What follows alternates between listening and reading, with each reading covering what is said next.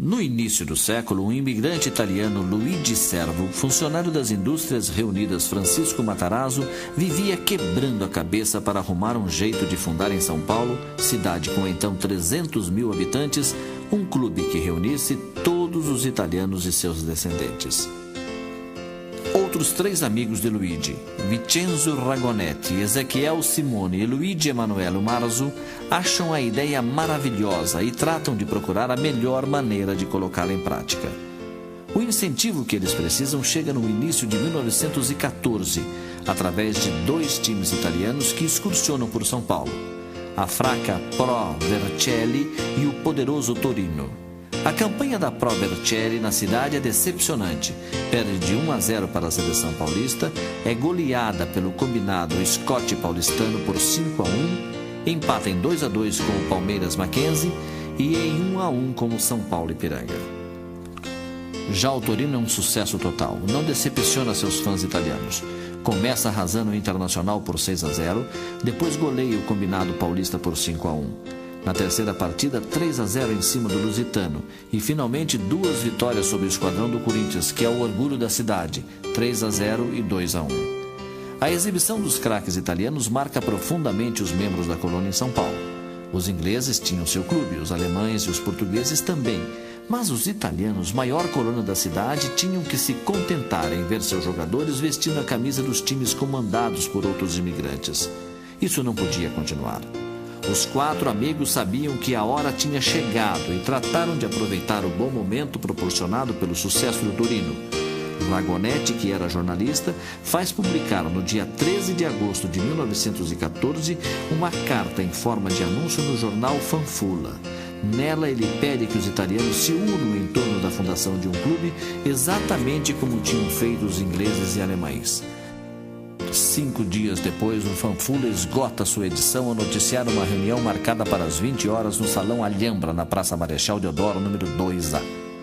A reunião dura várias horas e na madrugada do dia 20, 35 pessoas ainda discutem, gritam e ameaçam sair no tapa para decidir se o clube seria tradicional, com reuniões literárias, bailes e teatro, ou apenas esportivo.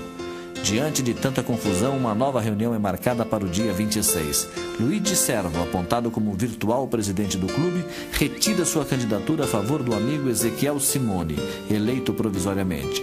Simone, politicamente, trata de atender às reivindicações de todos e, desta maneira, na presença de 46 pessoas, nasce o Palestra Itália, com finalidades culturais e esportivas. Fundado o clube, com seu estatuto escrito em italiano, seus diretores tratam dos preparativos para apresentá-lo à cidade e principalmente à colônia.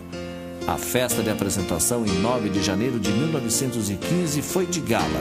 Um grande baile nos salões alugados do Germânia e a presença do comendador Pietro Baroli caracterizam todo o requinte e luxo da noite. Tudo regado a champanhe. Socialmente regularizado, resta agora ao Palestra apresentar seu time de futebol. Isso acontece na tarde de 24 de janeiro na pequena Votorantim, perto de Sorocaba. O adversário é o Savoia, um dos times mais fortes do interior do estado. Há dificuldade para levar a equipe do Palestra até o campo de jogo. Falta dinheiro para as passagens e também para a compra dos uniformes.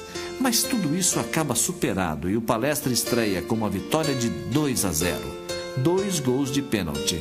O primeiro cobrado por Bianco, maior estrela do time, que teve a honra de fazer o primeiro gol da história do Palestra, e o segundo por Alegretti. O time que entra para a história como o primeiro a vestir a camisa palestrina foi formado por Stilitano, Bonato e Flúvio, Politi, Bianco e Vale, Cavinato, Fischi, Alegretti, Amilcar e Ferrer. O Palestra passa o ano de 1915 só treinando e jogando amistosamente.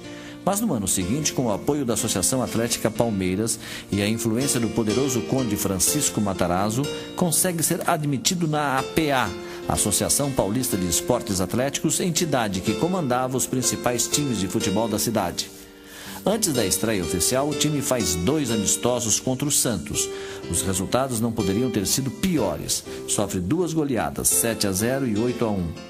As 2 goleadas dão origem ao que, ao longo da história do Palestra e depois do Palmeiras, iriam se chamar cornetas.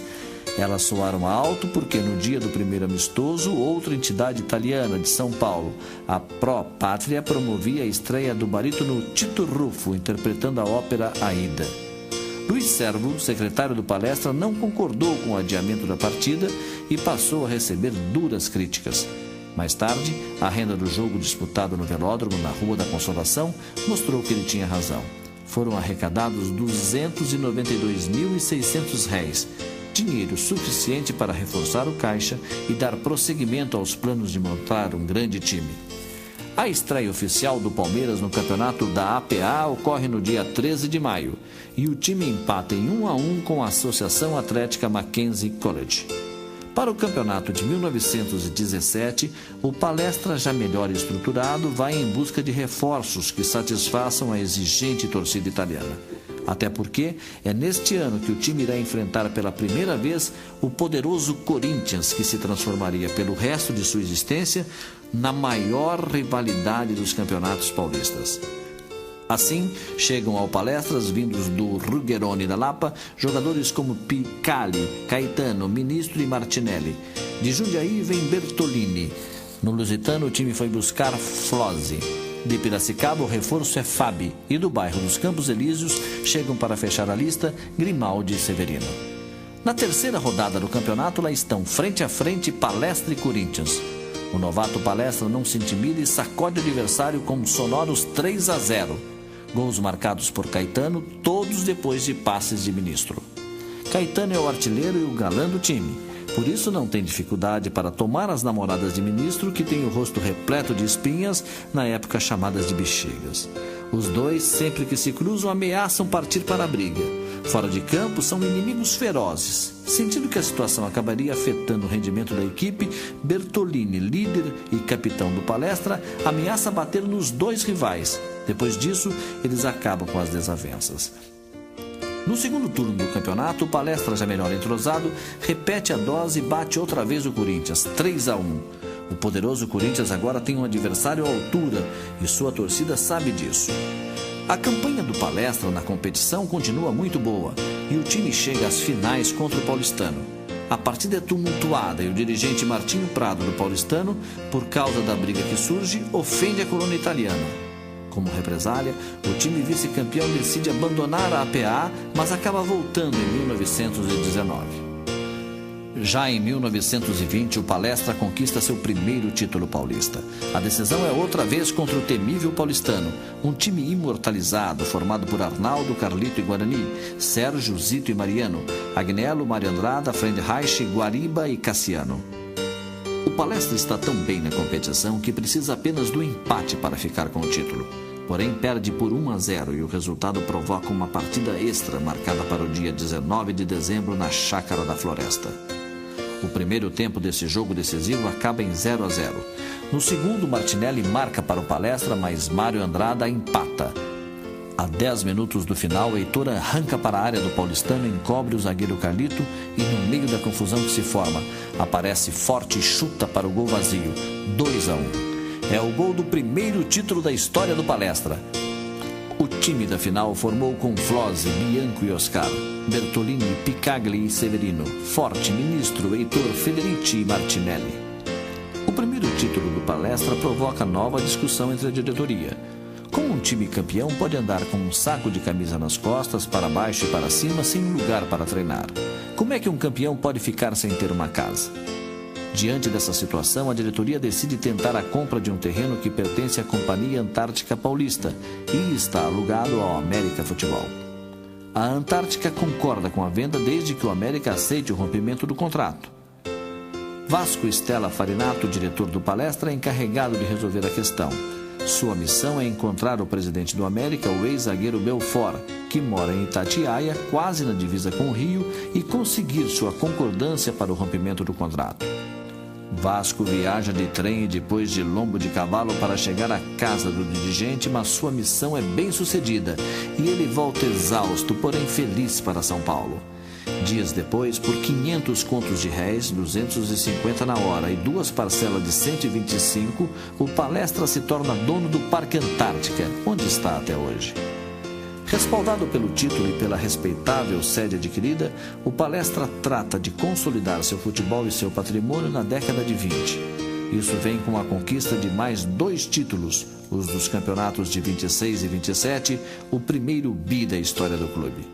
No time campeão havia alguns remanescentes do título de 1920, entre eles o goleiro Primo, Heitor e Bianco.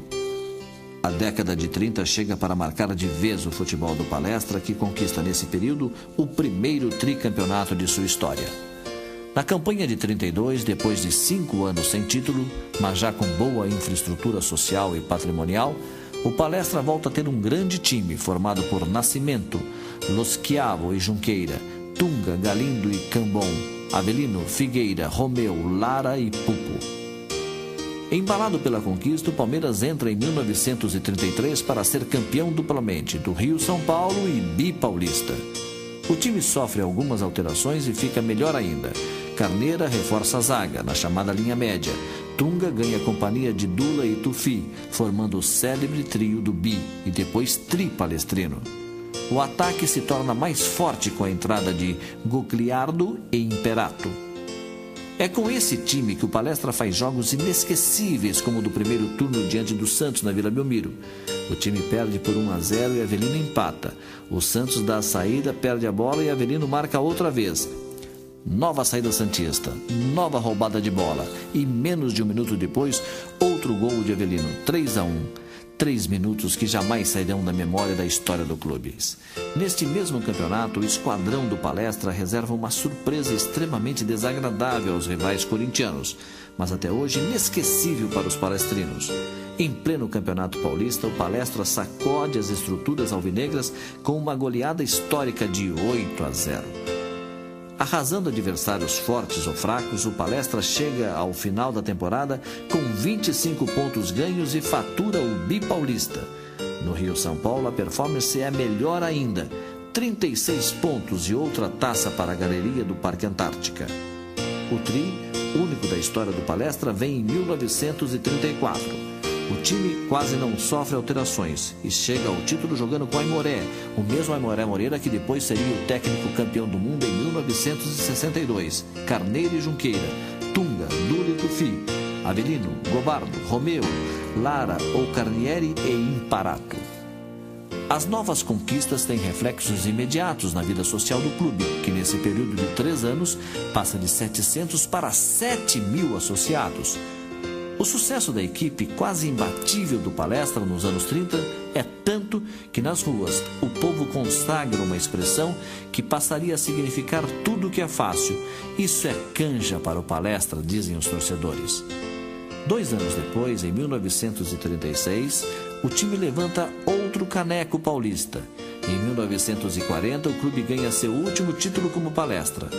Daí para frente, a Segunda Guerra Mundial iria mudar muita coisa na vida dos palestrinos e até mesmo o nome do clube precisaria ser trocado.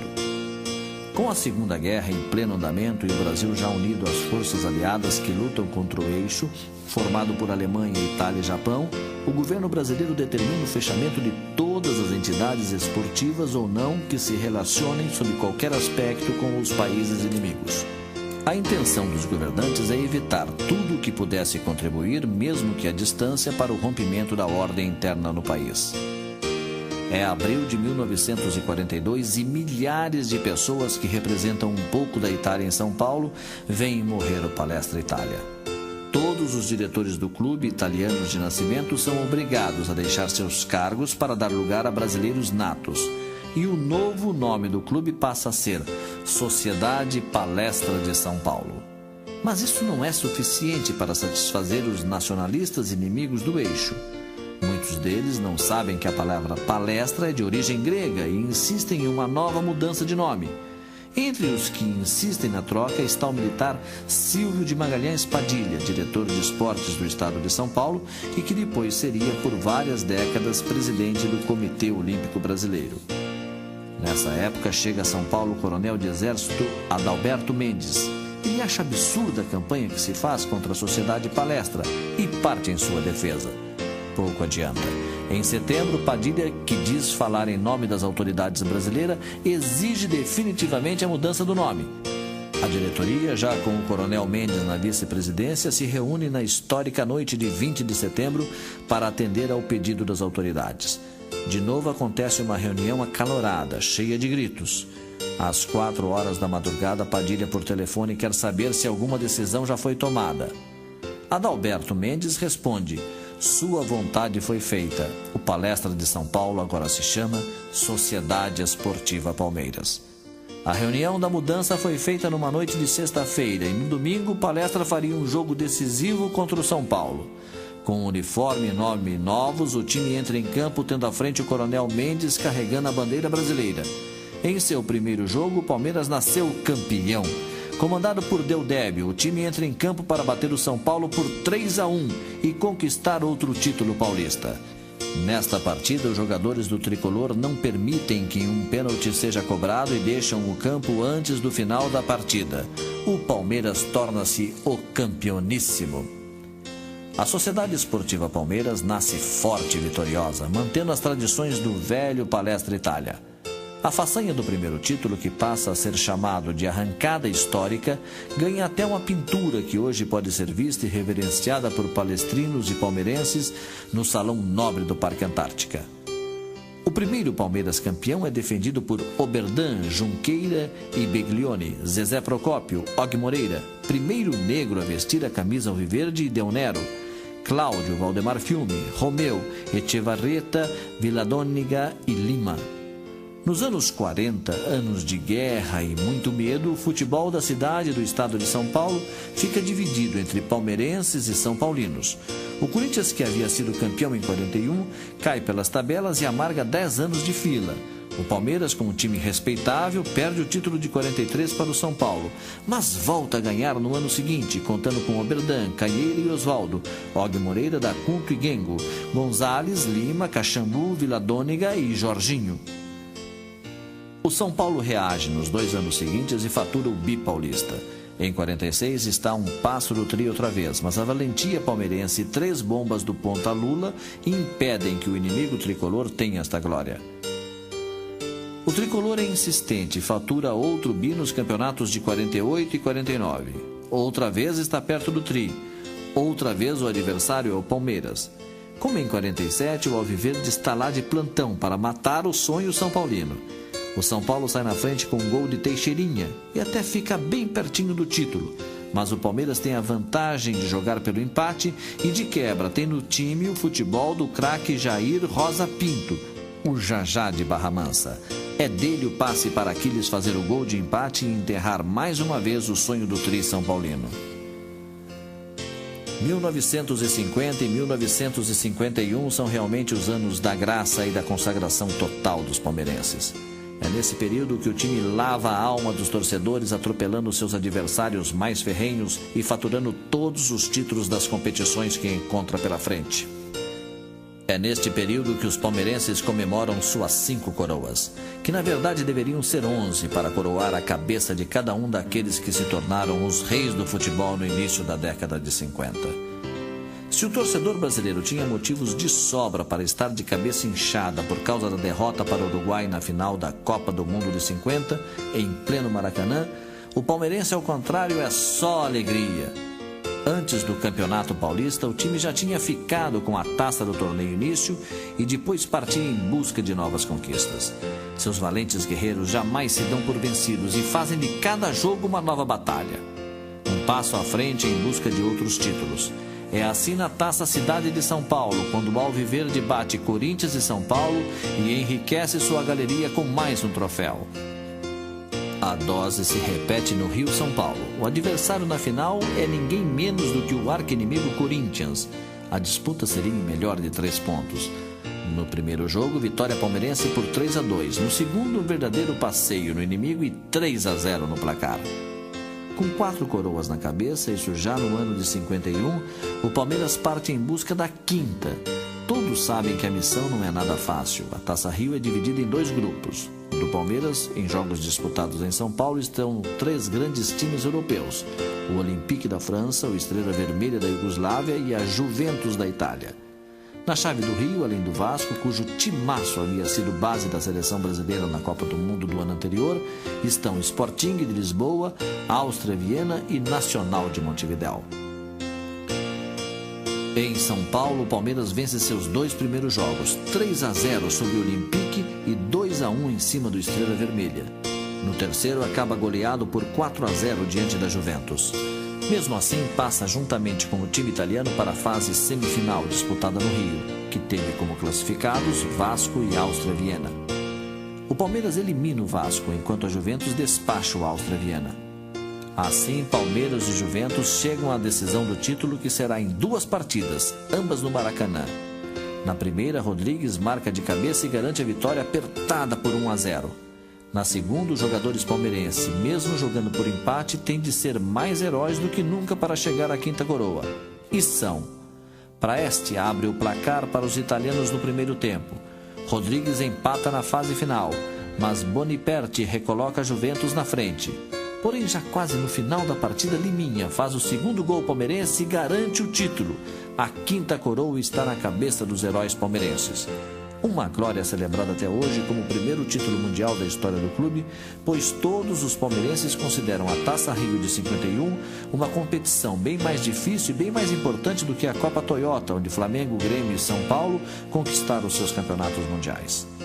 O time que teve a honra de receber a quinta coroa formou com Fábio, Salvador e Juvenal, Túlio, Luiz Vila e Dema, Lima, Ponce de Leão ou Canhotinho, Liminha, Jair e Rodrigues. Apesar de seus craques heróis, o Palmeiras passa quase que o resto da década de 50 sem poder provar o gosto de um novo título paulista. Com um ataque demolidor formado por Liminha, Humberto, Ney, Jair e Rodrigues, o time chega perto em 54 na disputa do 4º centenário da cidade de São Paulo, mas empata com o Corinthians em 1-1 e o título vai para a galeria inimiga. Nem os trabalhos de um macumbeiro anônimo que se dizia serviço do Palmeiras e mandou que o time entrasse em campo com estranhas camisas azuis foram capazes de amarrar o time corintiano e impedir o desastre palmeirense, que só voltaria a ganhar um título regional no final da década de 59, quando começa a nascer a Academia do Futebol, treinada por Oswaldo Brandão e composta por Valdir, Djalma Santos, Valdemar, Aldemar e Geraldo Escoto, Zequinha e Chinesinho, Julinho, Américo Murolo, Nardo e Romero, um timaço.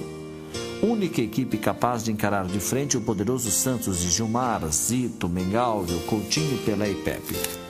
E é exatamente contra este forte Santos que o Palmeiras decide o título de 59 no Supercampeonato e acaba com um longo jejum de 7 anos. Romero, cobrando falta, faz o gol da vitória e garante o campeonato. A fase da academia é a melhor na história gloriosa do Palmeiras. Em 63, o time é comandado em campo pela cadência genial de Ademir da Guia, filho do astro do passado Domingos da Guia. A seu lado gravitam outros astros da bola e todos eles souberam honrar a camisa e a história do clube. O gol continuava a ser defendido por Valdir. Na lateral direita, Djalma Santos, bicampeão mundial com a seleção brasileira, continuava esbanjando vigor e categoria. Na zaga, outro craque refinado, Djalma Dias. Carabina completa a dupla de zagueiros. Na lateral esquerda, Ferrari fica com a vaga de Geraldo Escoto. Ao lado de Ademir da Guia, no meio de campo, está Zequinha. E o ataque ganha a habilidade de Gildo, que joga nas duas pontas, o vigor de Vavá, peito de aço, e o oportunismo de Servílio. Com todos esses craques, é possível ao Palmeiras brecar novamente a trajetória vitoriosa do Santos no início da década e conquistar o título paulista de 63. Neste mesmo ano, a equipe faz uma excursão à Itália e ganha a taça do torneio de Firenze. Em 65, na inauguração do estádio Mineirão, o Palmeiras tem um time tão respeitado que a CBF permite que ele entre em campo para enfrentar os uruguaios vestindo a camisa da seleção brasileira. O técnico argentino Filpo Nunes, então comandante da academia, tem a honra de ser o único treinador estrangeiro da história a dirigir uma seleção brasileira.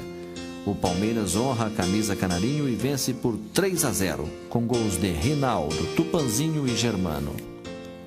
O Palmeiras Brasil foi a campo com Valdir, Djalma Santos, Djalma Dias, Valdemar Carabina e Ferrari, Dudu e Ademir da Guia, Julinho, Tupanzinho, Servílio e Rinaldo. No segundo tempo entraram Picasso, Zequinha, Ademar Pantera, Procópio e Germano nos lugares de Valdir, Dudu, Tupanzinho, Carabina e Julinho. Com tantas feras em um único time, o resultado só poderia ser mais um título. Isso acontece em 66. A bola sempre passa pelos pés do silencioso Ademir da Guia e segue certeira para os homens de ataque marcar os gols das vitórias palmeirenses. Quando o inimigo está com a bola nos pés, o vigor e os berros de Dudu comandam a destruição das jogadas adversárias. E assim o Palmeiras vai fazendo suas vítimas no Paulistão. O tempo passa, como diz o veterano locutor esportivo, e passa também para os craques que estão na academia. O time precisa ser reformulado para continuar vencedor.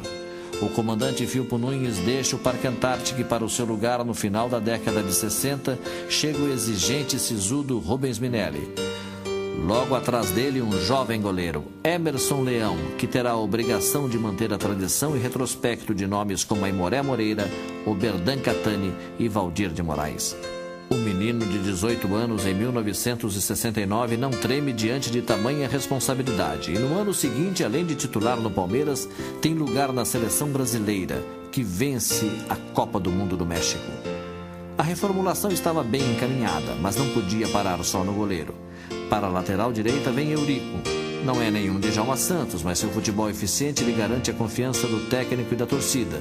Na zaga aparece Baldock, zagueiro que não tem o refino e a magia de Djalma Dias, mas seu jogo sério e sua regularidade lhe garante até mesmo um lugar entre os convocados para a Copa do México no ano seguinte, quando o Brasil seria tricampeão mundial. Seu reserva era o jovem Luiz Pereira, o Chevrolet, que quando entrou não saiu mais do time.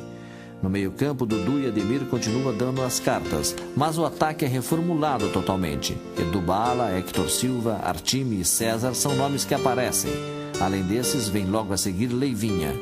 O time leva algum tempo para se acertar, mas o técnico Minelli, que havia comandado o time na conquista do cobiçado troféu Ramon de Carranza na Espanha em 69, aos poucos vai conseguindo remontar a academia. Faltava pouco. Em 71, o time disputa a final com o São Paulo. O empate dá o título ao Palmeiras, mas o tricolor sai na frente com o gol de Paraná. No segundo tempo, Leivinha de cabeça marca o gol que daria o título ao Verdão.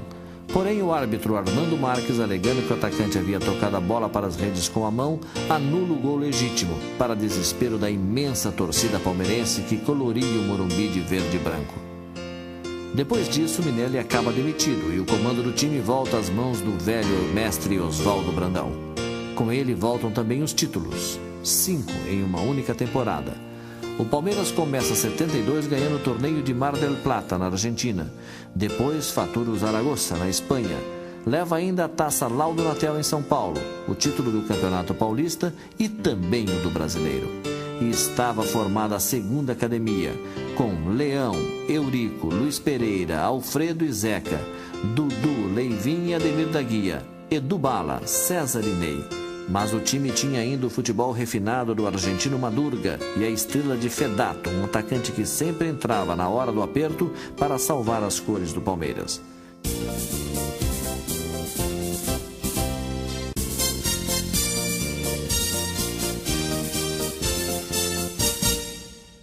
A decisão paulista foi novamente contra o São Paulo. Outra vez o tricolor sonha com o tricampeonato. Outra vez o Palmeiras foi o carrasco São Paulino, ficando com o título ao empatar o jogo final em 0-0 no Pacaembu. No ano seguinte, o Palmeiras fica fora da disputa do título do Paulistão, que foi decidido e dividido entre Portuguesa de Desportos e Santos, mas praticamente com o mesmo time supercampeão de 72. Ele garante o bicampeonato brasileiro.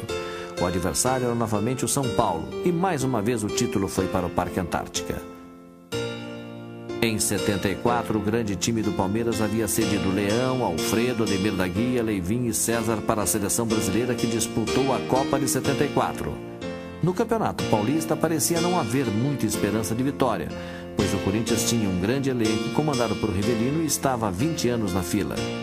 Tudo caminhava para o fim do jejum corintiano.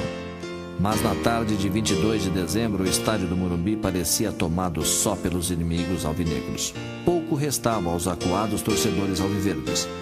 Porém, aos 21 minutos do segundo tempo, Ronaldo, ponta-direita do Palmeiras, acerta uma bola certeira. Ela vai no ângulo do goleiro argentino Butici e mata o sonho corintiano.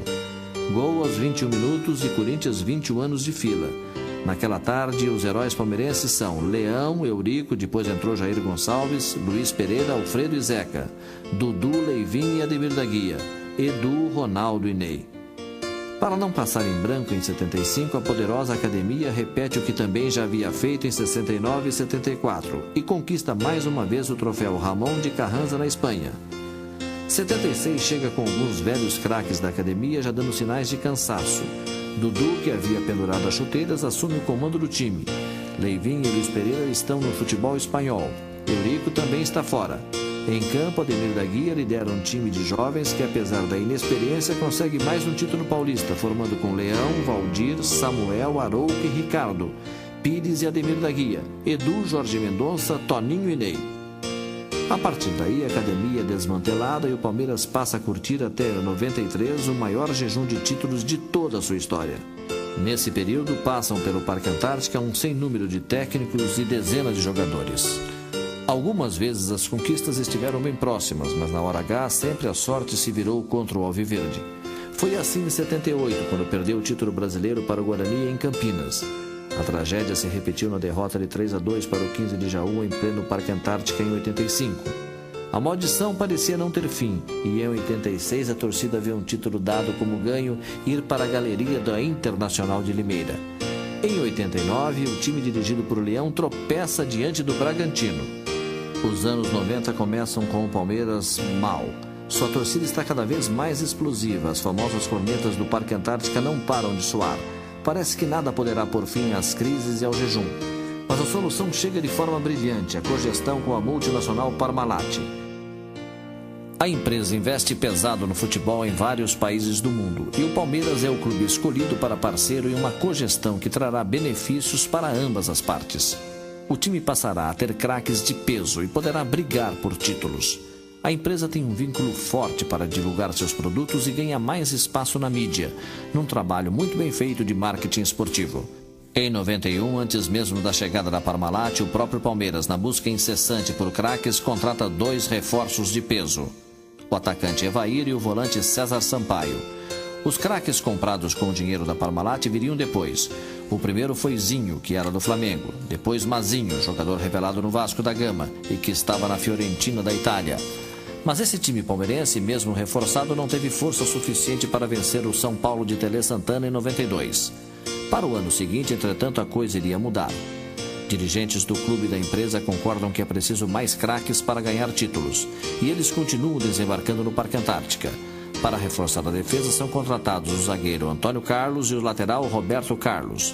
Edilson, o capetinha, vem para infernizar as defesas inimigas e logo a seguir o temperamental Edmundo. Em pouco tempo, Edmundo passou a ser chamado de Animal pela torcida encantada com seu futebol. O Animal, adorado pela torcida, entretanto, é um tormento não só para os adversários, como também para os seus companheiros de clube. Ele briga com o técnico, xinga seus parceiros, agride juízes e adversários. Mas joga muita bola, isso ninguém pode negar. Acusado de paternalista, o técnico Otacílio Gonçalves é despachado do Parque Antártica e para o seu lugar, contratado também pela Parmalat, chega Vanderlei Luxemburgo. Com fama de durão e disciplinador, e tão estrela quanto Edmundo, Luxemburgo chega para botar ordem na casa. Ganha o segundo turno do Paulistão e vai às finais jogando por 2 empates contra o arqui-inimigo Corinthians. No primeiro jogo, derrota por 1 milhão e a humilhação de ver Viola imitar o porco atrás do gol de Sérgio. Vantagem perdida, o Palmeiras precisaria ganhar a segunda partida e jogar por um empate na prorrogação. É uma decisão nervosa e difícil. Zinho abriu o placar aos 37 minutos do primeiro tempo. No segundo tempo, Evair e Edilson também marcaram e acabam com o pouco ânimo do que resta ao Corinthians.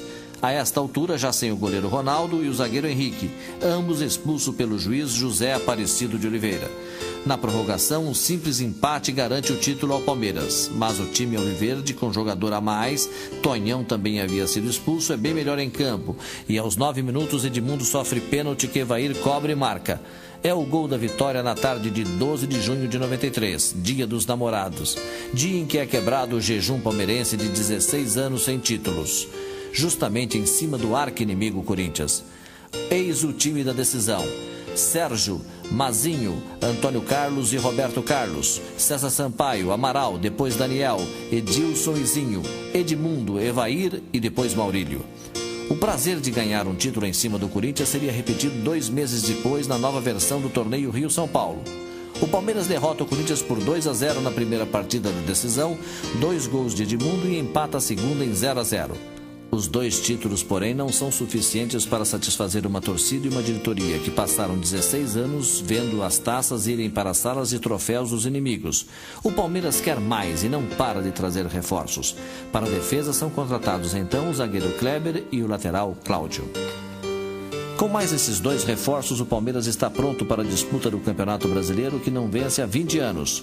Sua campanha na competição é quase que perfeita. Ganha 16 jogos com 4 empates e apenas 2 derrotas, marcando 40 gols e sofrendo 17.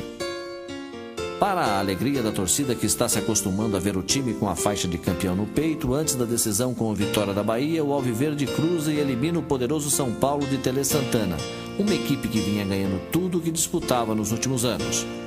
No primeiro jogo das semifinais, empate em 1-1. No segundo, o Palmeiras mostra que é o dono da bola e com gols de Edmundo e César Sampaio despacha o tricolor e garante a vaga na final. O Vitória é a grande surpresa do Brasileirão e chega à final depois de eliminar o Corinthians. Portanto, deveria ser respeitado. Mas esse respeito não significa medo para o time do Palmeiras, que logo na primeira partida da decisão trata de colocar as coisas em seus devidos lugares e espanta a zebra, vencendo a equipe baiana dentro do estádio da Fonte Nova, em Salvador, por 1-0, gol do Capetinha Edilson. No jogo de volta no Morumbi, o Palmeiras praticamente entra com a faixa no peito e a taça na mão. Basta um empate para ficar com o título, mas Evair, logo aos 4 minutos, faz 1-0 e aos 23 minutos Edmundo marca o segundo gol. Daí para frente, envolvido pelo embalo da torcida que lota e se agita nas arquibancadas do estádio do Morumbi, o time só toca a bola e espera pelo apito final do juiz, para poder levantar a taça que buscava há 20 anos. A trajetória vencedora da União Palmeiras-Parmalat não fica só nos títulos de 93. Pensando em ir mais longe ainda, os dirigentes tratam de reforçar o time para as disputas de 94, que incluiria Libertadores da América e o sonho do Mundial Interclubes em Tóquio. Em 94, o Palmeiras tem 4 competições oficiais pela frente: o Campeonato Paulista, a Copa Brasil, o Brasileirão e a Libertadores. O objetivo principal é o torneio sul-americano, mas o time e a diretoria são atos caseiros. No Paulistão, disputado em pontos corridos com turno e retorno, o time faz uma belíssima campanha e vence de ponta a ponta. São 30 jogos com 20 vitórias, 7 empates e só 3 derrotas, marcando 63 gols e sofrendo 22. Evair, com 23 gols, foi o artilheiro da competição. Com o bipaulista na galeria de troféus, ninguém se importou com a desclassificação na Copa Brasil. Até o final do ano, restariam ainda mais 2 disputas importantes, o Brasileirão e a Libertadores, da qual a equipe também acaba eliminada sem maiores traumas. Mesmo assim, a esperança da conquista do bi-brasileiro é mantida, e o time trata de transformá-la em realidade, mesmo já tendo perdido jogadores como Mazinho, Edilson e Rincon, todos transferidos para o futebol europeu. Para compensar essas baixas, a diretoria leva para o Parque Antártica Rivaldo, Flávio Conceição, Alex Alves e Paulo Isidoro. A boa campanha no Brasileirão leva o Palmeiras à decisão do título contra o Corinthians, seu mais tradicional adversário. No papel, o Palmeiras é superior, mas todos no Parque Antártica sabem que não se pode desprezar um inimigo tão poderoso. O Palmeiras toma todas as precauções e vence a primeira partida por 3-1, com 2 gols de Rivaldo e 1 de Edmundo. O garoto Marques descontou para o Corinthians. Na finalíssima, só por milagre, o Corinthians reverteria a situação. Marques assustou os palmeirenses ao fazer 1-0, mas no segundo tempo, Rivaldo empatou e o bi-brasileiro foi mesmo para o Parque Antártica. Em 95, o Palmeiras perde jogadores importantes da campanha do bi. Zinho, Edilson e Evair vão para o Japão. Edmundo é negociado com o Flamengo. Após o Paulistão, Roberto Carlos é vendido para a Inter de Milão. E até o técnico Vanderlei Luxemburgo acaba indo embora. Sem perda de tempo, Palmeiras e a Parmalat tentam repor os desfalques e remontar o time com grandes estrelas. O argentino Mancuso e o ex-São Paulino Miller são os primeiros a chegar. Apesar da categoria dos novos contratados, o time não anda bem nas competições que disputa. Os dirigentes e a torcida não gostam do que vem e a gota d'água para novas mudanças vem com a perda do título paulista de 95 para o Corinthians na final disputada em Ribeirão Preto. Pensando na temporada seguinte, antes mesmo do final do Paulistão, o Palmeiras vai buscar em Campinas 2 estrelas do Guarani, Luizão e Djalminha. Depois chegam Cafu, em São Paulo, e Elivelton, que havia sido campeão pelo Corinthians. O técnico Vanderlei Luxemburgo também retorna ao comando da equipe, que em 96 arranca alucinada atrás de novos títulos. O primeiro deles vem logo em janeiro, no torneio de verão de Fortaleza, quando o time bate o Grêmio por 2-1 e logo a seguir arrasa o Borussia Dortmund da Alemanha por incontestáveis 6-1. Na decisão empata em 1-1 com o Flamengo de Romário e Sávio e fatura o título. Motivado e embalado, o Palmeiras entra no Campeonato Paulista disposto a triturar seus adversários. E isso o time consegue até com certa facilidade, como nos 8-0 sobre o Botafogo de Ribeirão Preto, ou 6-1 em cima da Ferroviária, ou ainda no 7-1 no Novo Horizontino, chegando ao final da competição com a impressionante marca de 102 gols marcados em 30 jogos, 27 vitórias, 2 empates, apenas uma derrota e mais uma faixa de campeão no peito. A academia havia renascido.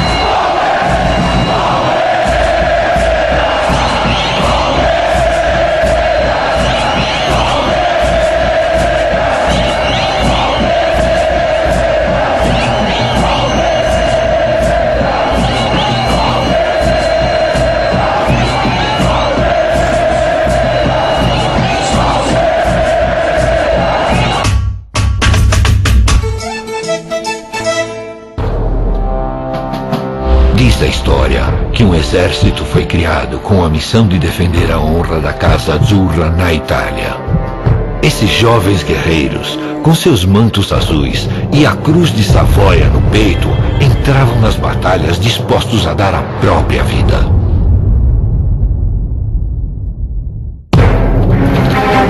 Foi dessa linhagem de guerreiros que nasceu o Palmeiras, um time que tem história. Uma história com origem na tradição de defender a família real e lutar pela honra dos nobres nas arquibancadas. E é em homenagem a essa história que o uniforme azul do Palmeiras reaparece, revivendo o início glorioso do Palestra Itália. Defesa que ninguém passa. Linha atacante de raça. Torcida que canta e que vibra. Entre 1950 e 1951, o Palmeiras conquistou 5 títulos consecutivos. As 5 coroas. O Palmeiras é campeão da Taça Cidade de São Paulo. Embaixo de muita chuva, conquista o Campeonato Paulista de 1950. O torneio Rio-São Paulo é do Palmeiras. É mais uma coroa. E campeão da Taça Cidade de São Paulo. É uma festa verde-branco. É campeão do mundo. A Copa Rio é a 5ª coroa do Palmeiras. Nova camisa do Palmeiras, inspirada nas 5 coroas, para todo palmeirense carregar no peito o orgulho por tantas glórias.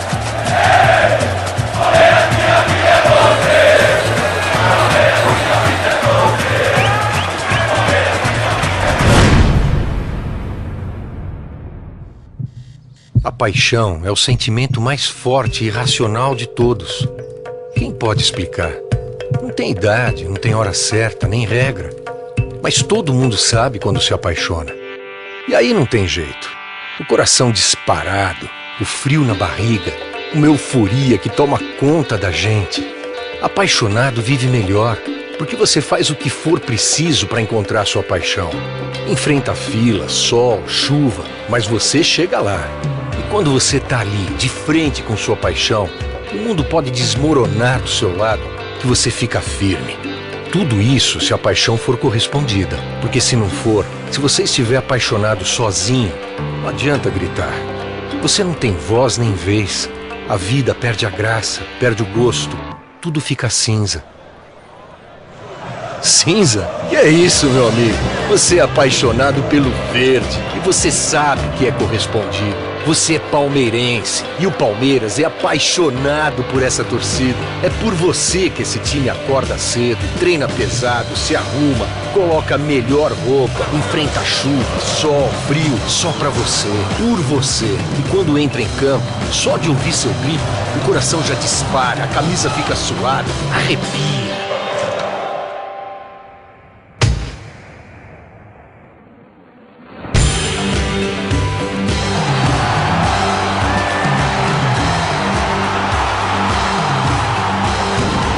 Palmeiras e você, paixão correspondida.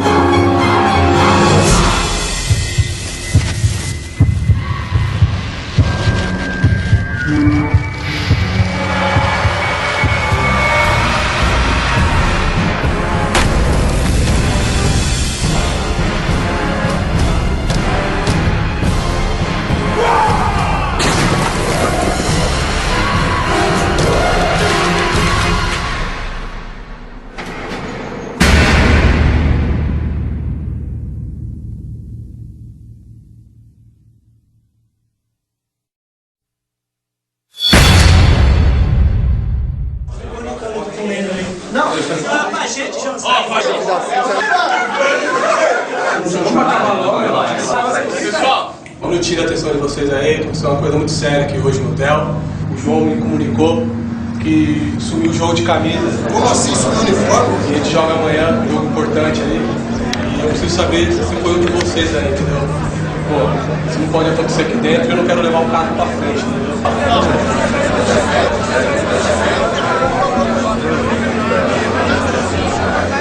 Pera aí, rapaziada. Se for preciso, a gente joga até sem camisa, porque a camisa do Palmeiras é a nossa segunda pele. Vem nosso fundão! Proteção ao nosso trabalho! E nós de mãos a conter! É o nosso adversário!